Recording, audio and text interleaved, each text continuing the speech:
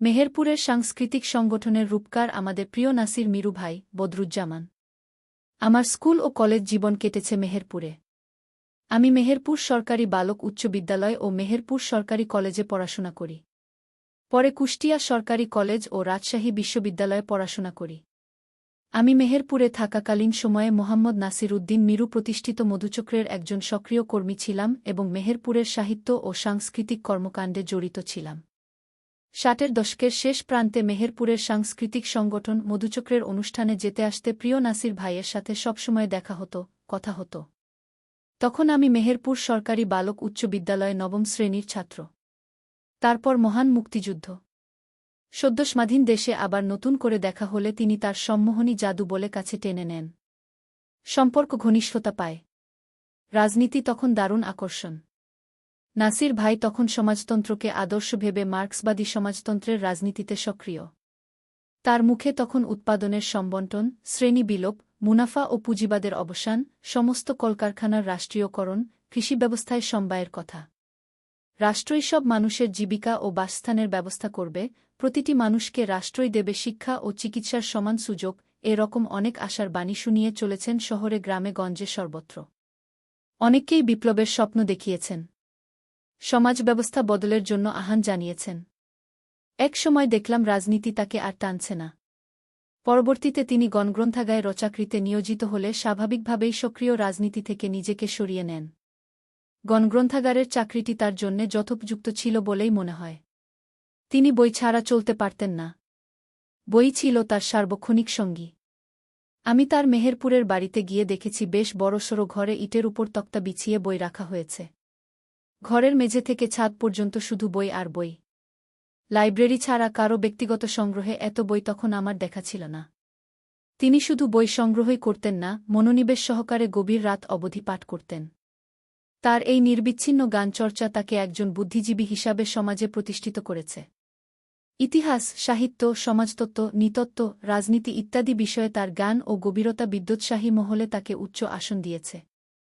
সাহিত্য, শিল্প ও সংস্কৃতি নিয়ে তার ব্যাপক আগ্রহ থাকায় চাকরি উপলক্ষে যেখানেই তিনি বদলি ও পোস্টিং পেয়েছেন সেখানেই শিল্পসংস্কৃতির মানুষদের সঙ্গে তার হৃদ্যতা গড়ে উঠেছে এবং সেখানেই তিনি যোগ্য সমাদর পেয়েছেন। তিনি সেখানকার সামাজিক সাংস্কৃতিক কর্মকাণ্ডে নিজেকে জড়িয়ে নিয়েছেন।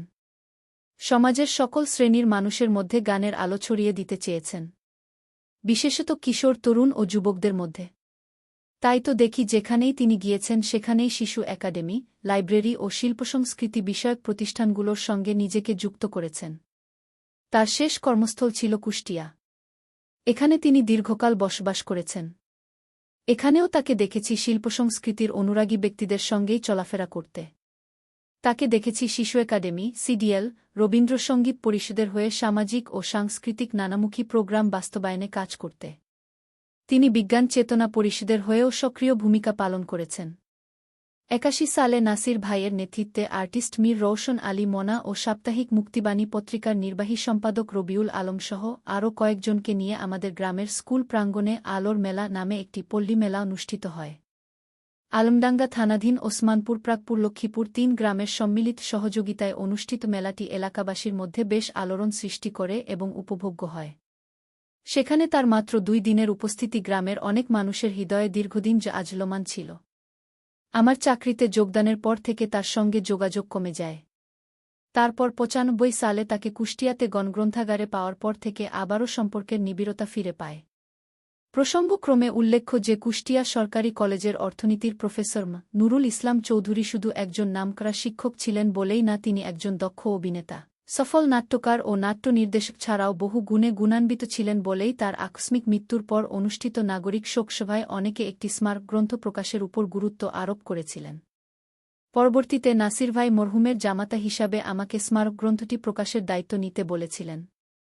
তারই পরামর্শে ও প্রত্যক্ষ সহযোগিতায় একটি স্মারকগ্রন্থ প্রকাশ সম্ভব হয়েছিল। এই স্মারকগ্রন্থ সম্পাদনার কাজ আমার নিজের পুরনো দিনের লেখালেখির ইচ্ছাটাকে নতুন করে উস্কে দেয়। ফলে লেখালেখিতে হাত দিতে হয়। প্রথম উপন্যাস বেরুনোর পর তিনি বললেন, থামলে হবে না, আরও লিখো। ঘাড়ের উপর ঝাঁকড়া সাদা চুল, শুভ্র গোয়াফ, কাঁধে ঝোলানো কাপড়ের ব্যাগ, ফুল প্যান্টের উপর পাঞ্জাবি কিংবা শার্ট পরিহিত সবল সুস্থ মানুষটি আকস্মিক অসুস্থ হয়ে পড়লে তাকে যখনই দেখতে গিয়েছি বলেছেন, এবারে বই বেরুচ্ছে তো। নির্দ্বিধায় বলা যায়, লেখালেখির ভুবনে আমার কিঞ্চিৎ বিচরণের শুরুটা নাসির ভাইয়ের বদৌলতেই। অন্যকে দিয়ে পছন্দের কিছু করাতে পারলেই তার আনন্দ। তাই তিনি একজন ভালো সংগঠক। তার জ্ঞান, প্রজ্ঞা, পরিমিতিবোধও অসাধারণ। সমাজ নিশ্চয়ই তাকে দীর্ঘদিন মনে রাখবে। সূত্র, গ্রেটার কুষ্টিয়া।